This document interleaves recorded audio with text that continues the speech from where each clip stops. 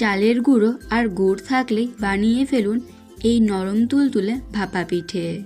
সবার প্রথমে এখানে আমি দিয়ে দিচ্ছি পরিমাণ মতো চালের গুঁড়ো। এবার আমি চালের গুঁড়োটাকে হালকা একটু ভেজে নেব।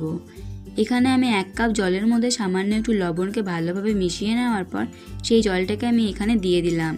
এবার আমি এটাকে অনবরত নাড়াচাড়া করে ডোয়ে তৈরি করে নেব। এবার আমি ডোটাকে গরম থাকা অবস্থাতে একটু ভালোভাবে মেখে নেব। এখানে একটা বেলন চাকি নিয়েছি, বেলন চাকির ওপরে একটু চালের গুঁড়ি ভালোভাবে চারিপাশে ছড়িয়ে দিচ্ছি। এবার এই ডোটাকে দিয়ে ভালোভাবে রুটির মতো করে গোল করে বেলে নিয়েছি। একটু মোটা করেই কিন্তু বেলে নিতে হবে। এবার আমি ওপর থেকে এর মধ্যে দিয়ে দিচ্ছি তিলের পুর। তিলের পুর দিয়ে দেওয়ার পর এইভাবে রোল করে নিয়ে একটু ঘুরিয়ে বড় করে নিয়ে চাকু দিয়ে 2 সাইড থেকে কেটে দিচ্ছি। এখানে আমি আগে থেকেই কড়াইয়ের মধ্যে জল গরম মতো বসিয়ে দিয়েছিলাম। এবার আমি ওপরে দিয়ে দিলাম একটা ছিদ্রযুক্ত পাত্রর ওপরে দিয়ে দিলাম পিঠেটাকে। 10 মিনিট ঢাকা দিয়ে ভাপিয়ে নিলে তৈরি হয়ে গেল নরম তুলতুলে এই ভাপা পিঠে। এবার আমি এই ভাপা পিঠেটাকে পিস পিস করে কেটে নেব। তারপর আমি সার্ভ করব।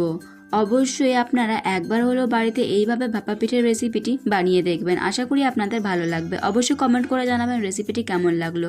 চ্যানেলটি সাবস্ক্রাইব করতে ভুলবেন না।